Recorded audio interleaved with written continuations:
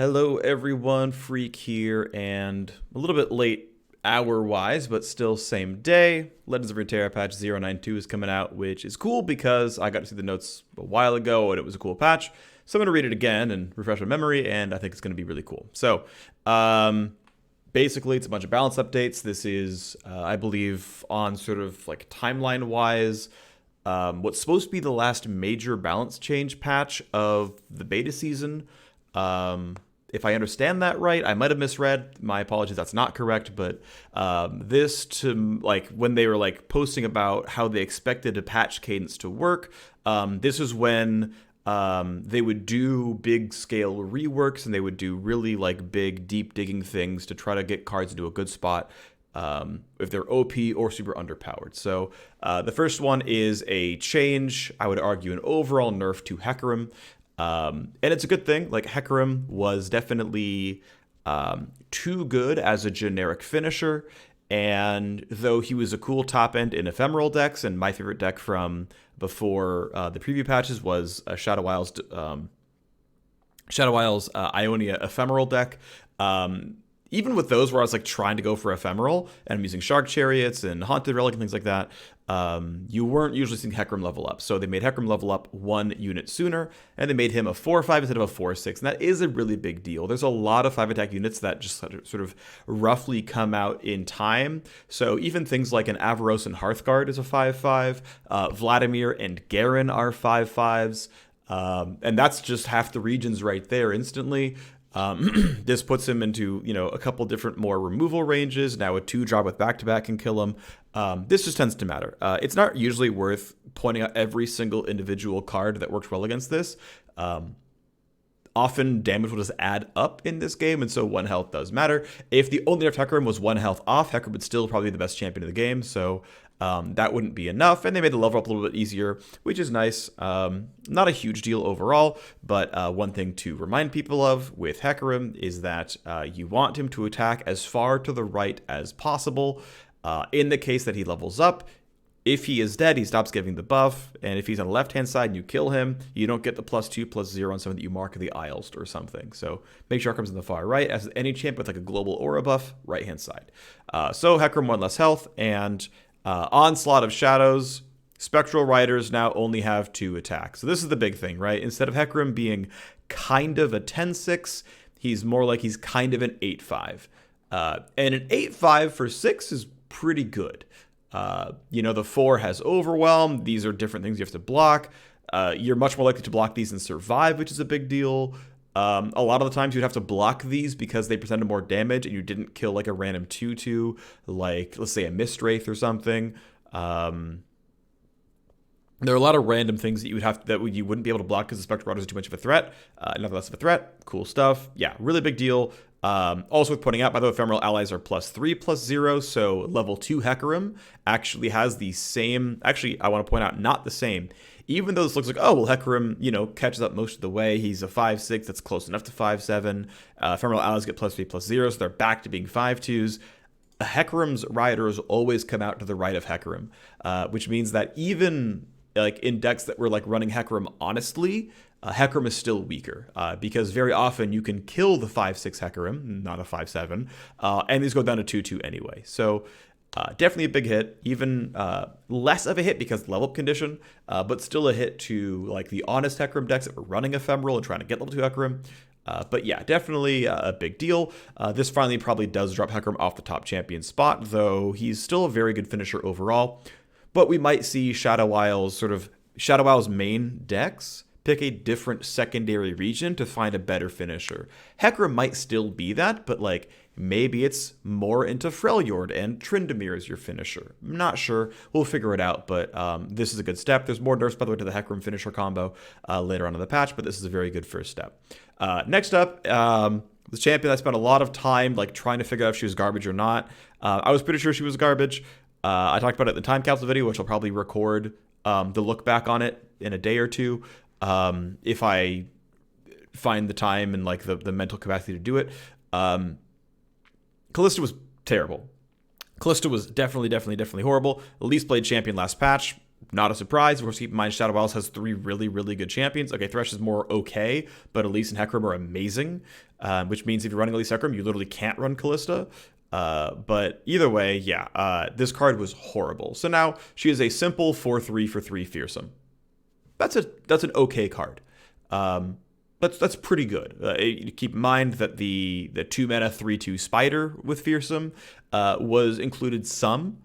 This is basically just the slightly bigger version of that. Now keep in mind, she is not a spider, and she's a 3-drop, which is not actually that heavily contested. Like, Frenzied Skitterer is here in Shadow Isles, and if you're splashing into, let's say, Ionia, you had Shadow Stats, which is good as well. But there's room for 3-drops a lot of the time in this deck. In Shadow Isles, there's not a ton of really, really good 3s. Like, I don't think like Undying's really getting played. Again, Frenzied Skitterer is obviously great, but I'm not coming into my head right away like great other 3-drops. So there is room to play Kalista on a mana curve level, and being a 4/3 is a big deal. Now, yes, he kind of theoretically was a 3 mana 6/2, but that wasn't honestly realistic. This +2 attack didn't often go through. It was cool to think of like, but if I can buff the Undying and hit the Undying in your face a whole bunch, and then I kill it off, and I call off Cursed Keep, and then she brings Undying back, and look, I've got this combo, and it's just like, it didn't really work. You can buff a Braum or something else, but 2 health is very, very, very low, so 3 health. It gets, a little bit better. Level up gets pushed back by 1, right? See 4 allies die. It's like, okay. I am reasonably okay seeing Kalista, who survives Avalanche, in a deck where I toss out a bunch of, Haunted Relics and Avrosan Sentries and, Cursed Keepers and stuff. We're just going to kill them off, and Kalista's going to level up. It's like, okay, I can see that happen. And then she becomes a 3 mana 5/4. And a 3 mana 5/4 is obviously amazing. Once you can get 1 Kalista leveled up, your second Kalista is a 5/4. That's pretty good. And I think what really helps is the level 2 condition doesn't suck. There is definitely a lot of ire with how the level up Kalista worked. If you revived her, she wouldn't bind with an ally. Oftentimes you have to find something that you want to bind to, then play Kalista, then kill things, then have Kalista's revive still be relevant. And it was just like, it was such a horribly awkward, really difficult to use level up condition. Like, even when she was level 2, you didn't even care about having a 3 mana 5/3 really. So like, even a level 2 Kalista with no bind wasn't even a very good card. So yeah, way better level up. Better level 1 stats, generally speaking, and a better level 2 champion. So now, first time I attack each round. So once per round, if you can rally, otherwise once every other round. Every time I attack, revive an attacking ephemeral copy of the strongest dead allied follower. So it does not bring you Anivia, it does not bring you Thresh, does not bring you Tryndamere, but it will bring up an ephemeral something. Which means, honestly, again, I don't hate things like Avros and Hearthguard coming out, and just like getting a 5/5 summon and buff your entire deck, and again and again and again. You're not going to bring back Omen Hawks by any mean, but you could easily see like a Mistcaller coming down by like round 5 or something after the first one dies, and you get a new Mistwraith out of it. Now, that Mistwraith is stuck on the bottom of your bench. You can't bring it up for that attack, but there are some really, really good stuff. There's some good stuff out there. You can find some good attackers. This actually looks pretty good. And even in the super, super late game, right? Keep in mind, once you've leveled up Kalista at some point during the game, you can, I wouldn't say necessarily Mist's Call, but you can Rekindler or, find some way to bring a Kalista back. And as 5 attacks, she's often the Rekindler target. She'll actually, I guess Karma, if she's level 2, will beat this because Karma is a 5 mana 5/4 at level 2.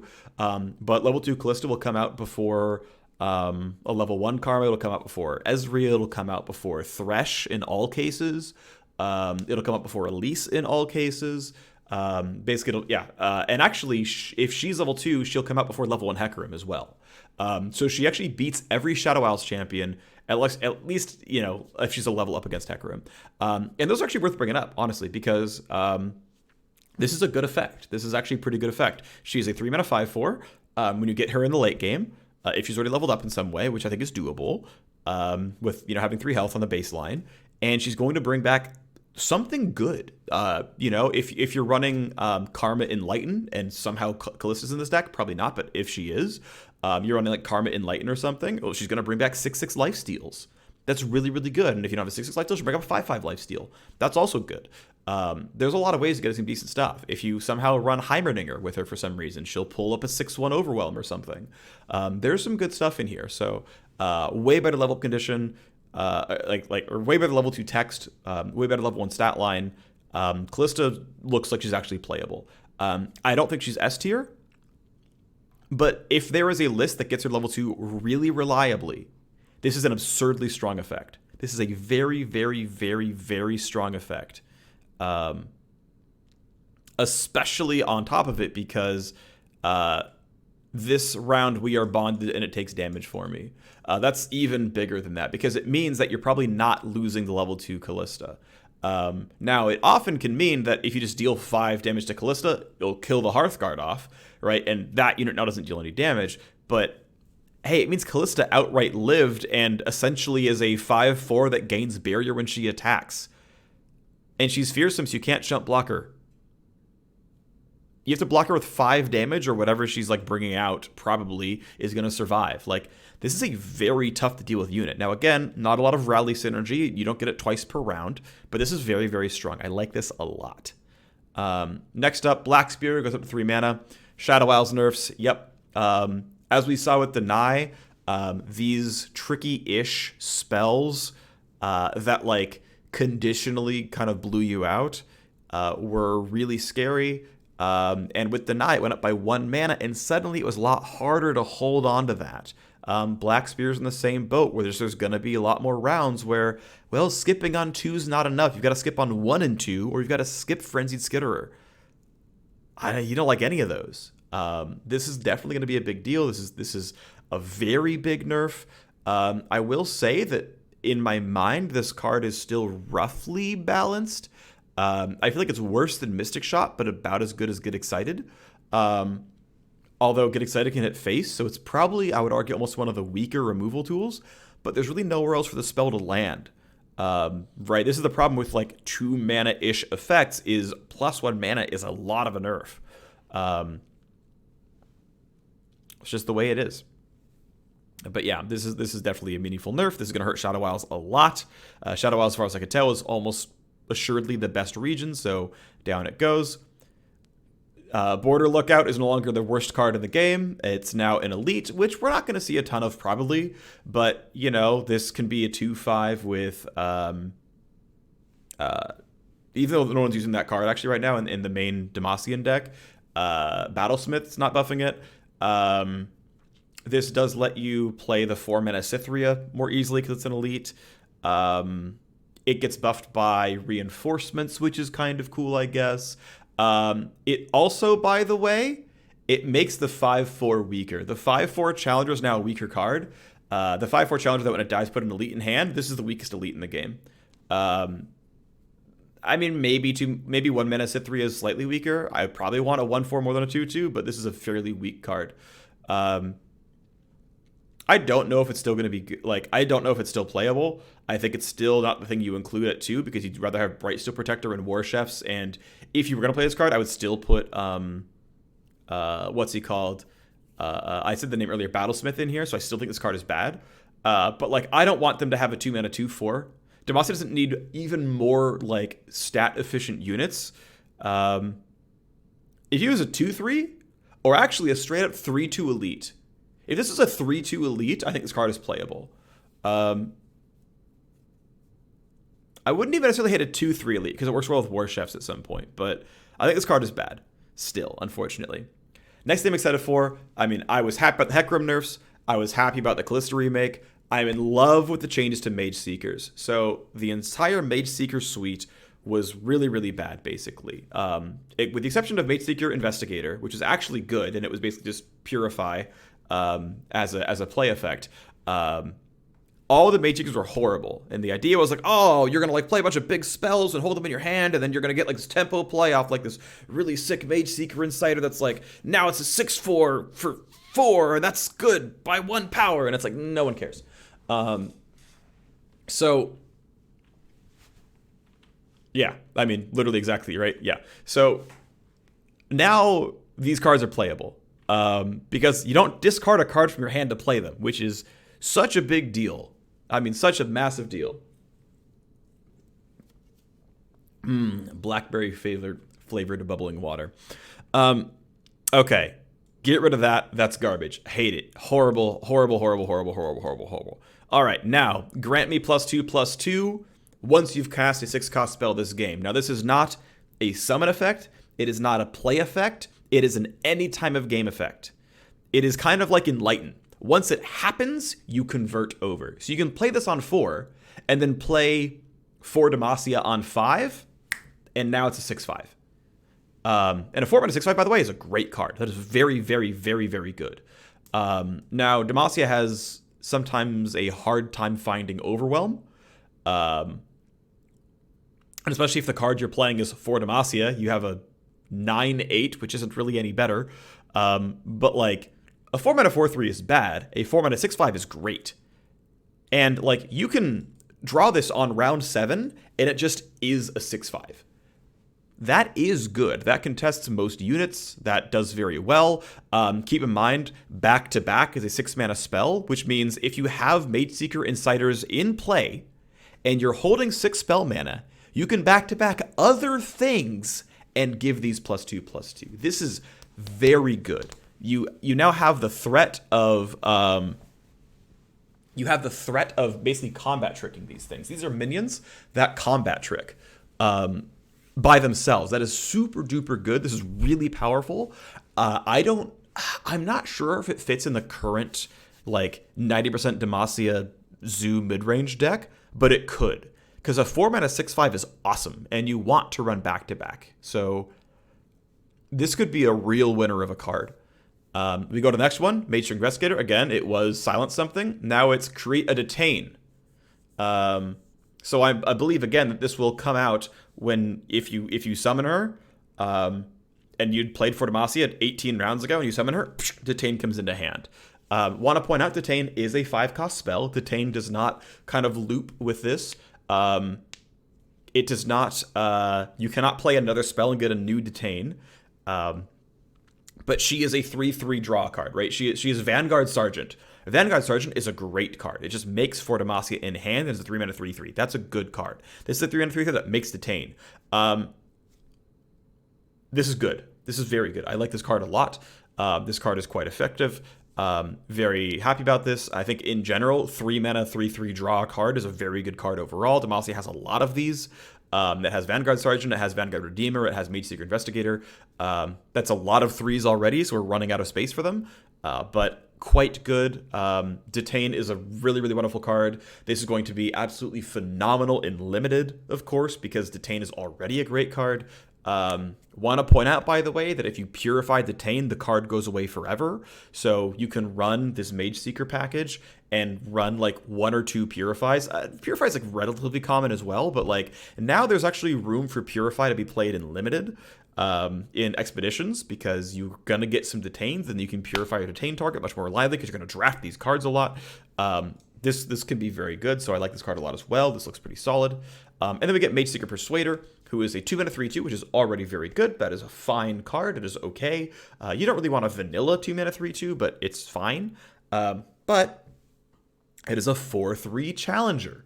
Now, again, you just play it on 2, and it's okay, right? It's a 2-mana 3/2. It's just going to block a spider or something or kill a lease. That's fine. Yeah. Playable card. You drop it on 2. Nothing fancy happens. It's okay. If you play this on 2, as early as round 4, you can make him a 4/3. And a 4/3 challenger will probably find you a 2-for-1. It will trade up onto something, or it will kill a random 2/2 and then live and then block something else afterwards. This is a definitely pretty threatening card. There's not always a lot of 6-mana spells you really want to play on round 4. Usually back-to-back it's not worth like saving 2 drops for, but yeah, maybe, right? Maybe that happens at some point. But decent card. I think this is not the same All-Star that I think Insider is. I think Insider is a better card. I think Investigator is a better card. But maybe I'm wrong, right? Because I know Demacia really does have a lot of really annoying Challenger units, and they don't have 4-attack Challenger. They have Fiora at 3. They have the 3/1 that draws, or that creates a Challenger in hand. And they have a 2/4 that they often buff with something like War Chefs. I mean, this is a 4/3 that you can buff with War Chefs down the line and get up to 5. okay, that's pretty good as well, and you can get that online before round 5. So maybe there really is room for 4 attack, but I'm having a hard time finding four toughness units that are really worth challenging. Then I can't think of them right away. Maybe it's out there. I'm not sure. Next up, crowd favorite, loses 1 health. I think it's a very good choice. Definitely slightly too strong of a card. I honestly could see it not getting nerfed, but this ended up being like just such good top end and Noxus aggro that it was just a bit too much. I think it's totally reasonable to drop this guy down a little bit. And so he's a bit more removable. Totally fine with that. Still can become up to a, an 8-7, no, not an 8-7, a 7-6, right? 5 other units can still become a 7-6, still a good card. The offensive potential is not gone. It's only if you can somehow kill it with, say, single combat or whirling death or thermogenic or whatever. Those are the things that really change here, right? The chance that maybe it can't strike a second time. The nerf will be felt. It's not a huge deal, though. This card's still good. Next up, Iceborn Legacy is back. It is no longer the worst card. It is no longer the worst card in the game. Probably even worse than Border Lookout. The card was this way back in the day, and it brings back my favorite meme deck. Okay, not my favorite meme deck, but a meme deck that I enjoy. Spiderling spam Iceborn Legacy. Find every way you can of making Spiderlings and Iceborn Legacy them. Now, the card is back to slow. That is a big deal. It's no longer a combat trick. I think that is reasonable when you can give +2/+2 to lots of things. And it's game-wide. That is the kind of thing that tends to be good at slow, or it tends to be okay to be slow. Do want to point out, though, that because it is slow speed, you can break it with things like Culling Strike or Mystic Shot or whatever. This is going to be a problem. This card is maybe still horrible because the thing you want to buff can be sniped and the card goes away. You get 2 for 1. You lose the token or whatever you're going to buff, and you lose the Iceborn Legacy. That is rough. I'm pretty sure this and all cards like it fizzle when the target goes away, and that is a problem. But if you can get it to go off, you get a bunch of 3/3 Spiderlings, then they become 5/5 Spiderlings, then they become 7/7 Spiderlings. And at that point, you probably won the game. There is room a little bit for Iceborn Legacy. All allied copies of it get +2/+2. Maybe it's more of a Mistwraith deck. I don't know. Either way, I'm glad this card is not completely horrible anymore. But again, this is a huge problem that it's slow. Pack Mentality. Same issue with the old one is that, right, give an ally and other allies of its type 3/3 and overwhelm. You go onto a Poro, they recall that Poro, you lose the whole card, you lost the Poro and the 7-cost spell, might as well pass the round at that point, and all it cost them was a Mystic Shot. That's still scary, but now we have, it's essentially for Demacia, right? Instead of it being a 6 mana, give everyone 3/3, it's 7 mana, give everyone 2/2 and overwhelm. In general, anytime you played for Demacia, you mostly got chump blocked. Very rarely were there any good blocks for your opponent. They mostly just threw away all their tokens to try to survive you. Now they can't simply throw away tokens. You're going to get damage over the top. It costs 7 mana. It's going to take some time to get there, but that can be definitely very, very good. This also helps Poro decks a lot, again, because you wanted to go kind of wide on Poros. The Poros got pretty big. They got to be like 3/3s. You tried to make them 6/6s. They chump blocked them anyway, or they killed the Poro. Now you get a bunch of 5/5 overwhelms. It's a lot better for you. Overall, it's a buff because of targetability. Like I'm so afraid of losing whatever I target that I just could never bring myself to run this card in almost any case. This card is a lot more playable, and it's a lot more playable in limited as well because you often couldn't play actual tribal, and now you don't need to. Poro Snacks goes to 3. It's a buff for Poro decks. That's fine with me. Next up, a nerf to Troop of Elnuks. This card was definitely overpowered. I'm glad to see it getting nerfed. Good choice made. Instead of summon each Elnuk from the top 10, summon each Elnuk for the top 6. They're also changing the wording around to show that it indeed shuffled the cards you didn't use. Yeah, for the top 6 cards in your deck, summon each Elnuk and shuffle the rest into it. Yeah. Yeah. Going from 10 to 6, again, the rest of the card is just simply clarifying how it already worked.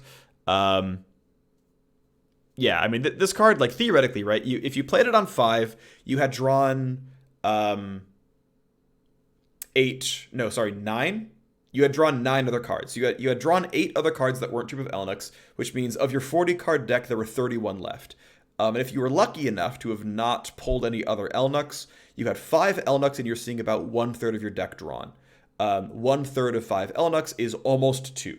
So the expected value of this card was to pull 1 or maybe 2 Elnuks. Well, 2 more likely than 1 to be fair, but 1 to 2 Elnuks. And the number of times people would get 3, and I've seen people get 4. I mean, obviously, like, the high rolls exist. That's how RNG works. Yeah, that was definitely busted. I play a lot of Expeditions. Anytime I saw the Elnuk package, I was always grab it. It was super overpowered. This absolutely needed to be nerfed. Like, and the math is easy on this, by the way. Like, I know people came in and just like, oh, this is like, it's telling me it's a gimmick deck to play Elnuks. It must be a meme deck. But it was like always overpowered from day one. Like, the Elnuk package is just that good. So, yeah. And yes, decks definitely were splashing Elnuks just for the value. So good to see this going away a little bit. And by the way, I want to point out, looking at 6 instead of 10 cards, you're looking at 6 of 36 cards out of 30 or 31. That's 1/5. You're expecting to get expected value of 1 bonus Elnuk. If you're not running counterfeit copies, you're expecting to pull 1 Elnuk per troop. You can obviously miss. You can obviously get more than 1.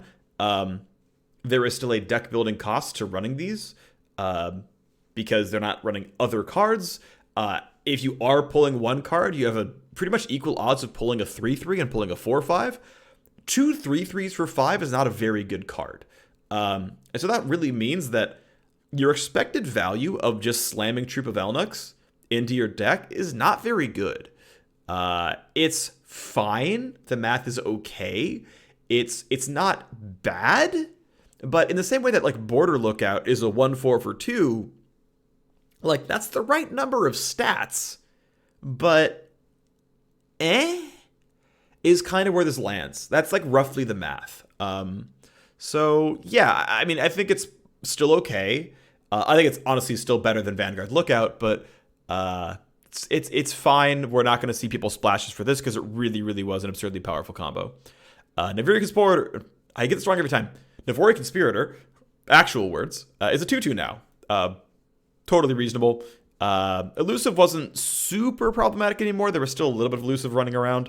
Elusive feels, I mean, like, it's probably still a tier 2 deck. Like, it's probably okay still, but obviously it's not the best deck in the game. No one's running it anymore. Everyone got that out of the system a while ago. It's still a 2 mana recall a unit, which would be quite good if you're trying to get, like, Yasuo XP or whatever. Yasuo's not very good, don't get me wrong, but if you wanted it, not a horrible card. Honestly, it's still fine. I think it's okay to see this get nerfed. I don't think it super had to happen, but definitely a strong-ish card, so I'm okay with this. I'm not, like, mad about it getting nerfed. I just don't know if it had to, but I trust the choices.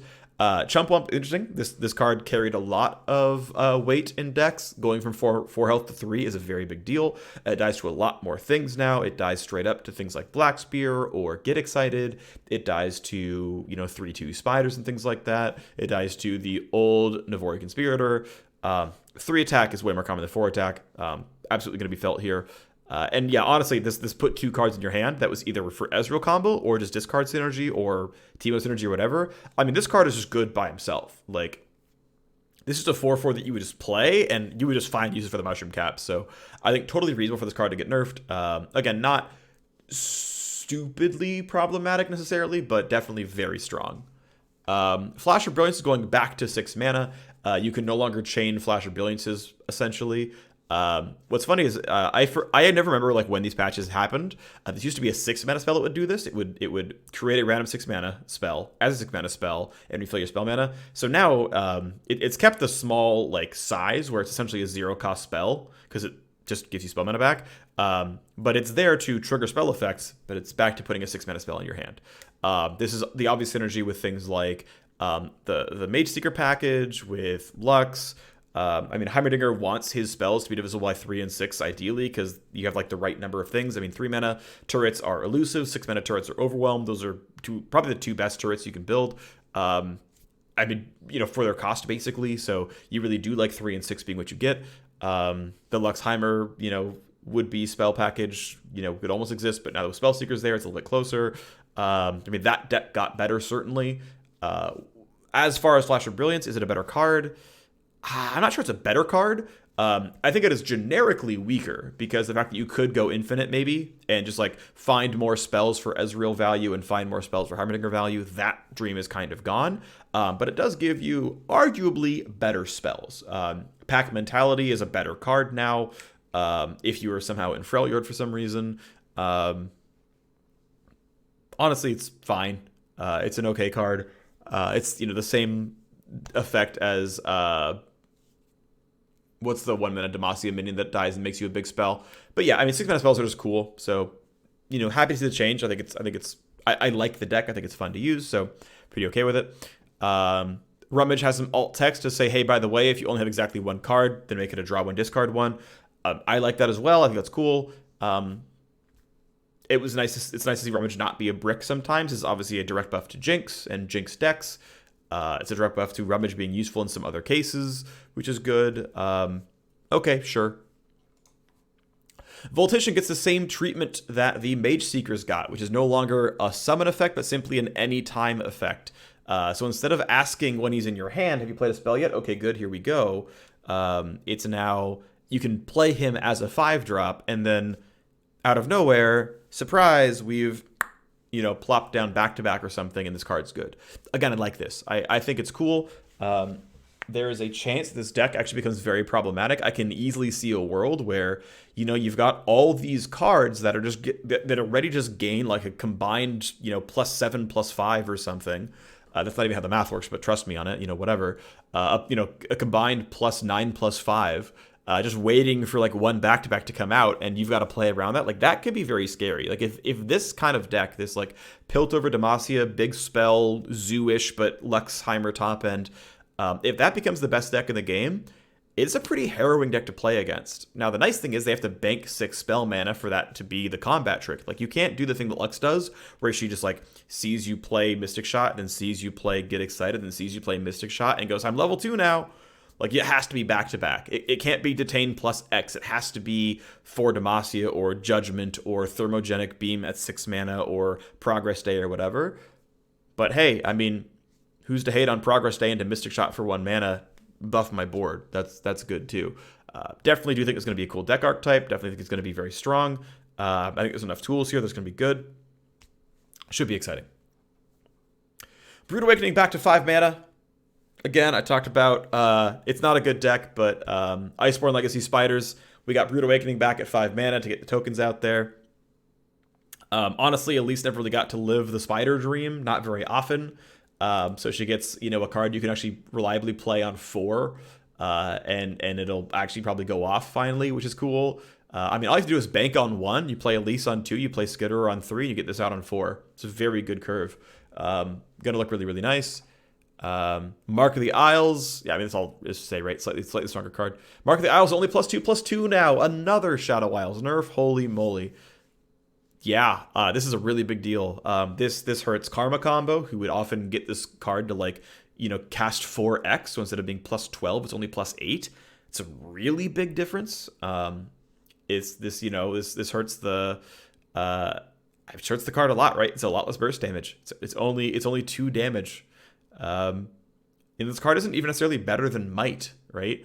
Elixir of Wrath, right? Elixir of Wrath's 1 mana for 3 damage. This is 1 mana for 2 damage, and the unit's guaranteed to die at the end. But this has the added benefit of like dodging Mystic Shot and stuff like that. So there is a reason for this to be, the stat line that it is and everything else. But this nerf's going to be felt. Speaking of nerfs that are going to be felt, more Shadow Isles nerfs. And this is a good one, right? This is Rekindler going down to 7. Do want to point out that this doesn't really directly nerf the Hecarim Rekindler combo, because you're playing Hecarim on 6. If it died, you're playing Rekindler on 7 anyway. But this gives you 1 less spell mana to play with. It also means that if you were trying to play Rekindler with something like a Kalista or a Lux or a Karma or something, you've got to wait another round. I think that's fine. Rekindler definitely absurdly strong. It's a 4/4 that's usually worth about 4 mana. I mean, you wouldn't want to play a 4 mana 4/4, but a 4 mana 4/4 with any effect is very good. Anyway, to say that, is reviving a champion and putting it in play right away worth 3 mana? Oh, yes, it is. Worth more than 3 mana every time. I mean, even if it's only brought back a level 1 Kalista, that's still a 7 mana 8/7. And I get a chance at living Kalista again. Still very good, right? This card is still good at 7. The one interesting thing about this, though, is if it, like, let's say this card keeps getting nerfed for some reason, the more expensive this card gets, the fewer champions you can play alongside Shadow Isles, because you don't care about reviving Ezreal with Rekindler, generally speaking. I mean, also, like, his deck type is very different anyway, and you wouldn't run Rekindler with it almost any time anyway. Like, Karma, you're always okay to Rekindler. Tryndamere, you're pretty much always okay to Rekindler. Hecarim, you're always okay to Rekindler. A second or a third Anivia, you're pretty happy Rekindling. But, like, at a certain point, do you want to spend 9 mana for a 4/4 and a level 1 Garen? Not really. And so it ends up, like, just there is a world where like a 10 mana Rekindler is theoretically playable. There are cases where you can make a case for that card being playable. I don't know if we're there. I don't think that's necessarily true. But, like, if there's more and more, 7 to 8 mana champions that like win the game if they stay on board for more than one round, like Tryndamere and Anivia, you can have a 10 mana Rekindler be a playable card almost. I don't know, random thought. One other random thing, this almost never comes into play in any point.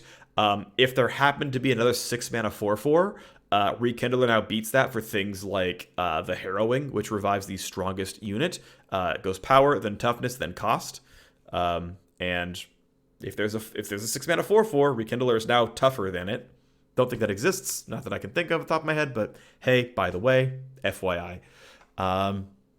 Yeah, so the watch list is, at least in Freddy Skitterer, especially when they buffed some of the spider things. Glimpse Beyond is very good. They're saying basically that, hey, this is a hard thing to, make 3 mana because of all the costs associated. Shadow Assassin is the most played card in the game because it's a 3 mana 2/2 draw card who's elusive, and now that they made all the elusives not gain more than 2 health aside from Solitary Monk, kills all the elusives. Real good card. More speed of play improvements, which I'm a fan of, so that's good. Puffcat's faster is probably the most annoying one. Actually, take that back. Spinning Axe is the most annoying one. Puffcat was second most annoying. Hecarim, you didn't see level 2 very often, but unless you're playing Harrowing decks, then you saw it plenty often. I'm glad these are shorter because this was really troll. Discard is faster, now you can actually the card. Great. Also good stuff. Work towards turn timers as well. I like that. So some quick fixes, that's cool. Casting a burst spell, put some time back in your turn timer, that's nice. Oh, I see. Someone playing end of turn burst spells eating away at your turn. Yeah, so good protection stuff here, right? Good job. Keep adding to the design. Good stuff. Thanks, Riot. Expression archetypes. Demacian Steel loses back-to-back and adds Mobilize. I think Mobilize can be a playable card. I think it's bad and limited because you want the card value too much. I think it's hard to build a deck around this being good. I think Mobilize can be very good and limited, though. Like, just thinking about the idea of playing a round 4 Hecarim and then a round 5 Rekindler is possible with Mobilize. Like, I think there's decks out there that can really, really abuse Mobilize and the amount of mana it gives you. I think this card can be absurd, and I just don't think we've seen the deck for it yet, but I think it can be quite good.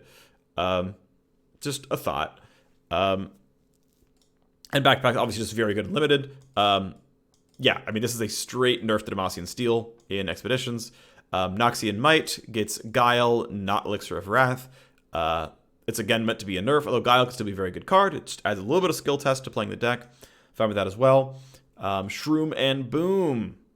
Added Scrap Dash Assembly. Get a couple of 1/1s, lose the 2/3 elusive for 4. I haven't personally liked this card a lot, but it is good when you get a bunch of Puffcat Peddlers down. So to me, this feels a little neutral. It gives you more defense. It doesn't give you as much offense, which honestly I'm okay with. Like, if this deck plays defensively, I'm more okay with it than it like hitting me with a bunch of elusives and I died of mushroom draws afterwards. Spellbound is all about playing 6 mana spells. Gets back to the detain. Yeah, that's straight luck synergy. That's a better Heimerdinger card. It's all the combo with the Mageseekers now who want 6 mana spells. I can see this deck being really, really awesome. Spellbound could be really sick. Looking for Mageseekers to be in this new patch. Relentless, of course, another great common Demacia synergy. Lucian and Laurent Duelist instead of Garen and Brightsteel Protector. Generally speaking, I would say this is a fairly, actually in limited, this is a nerf.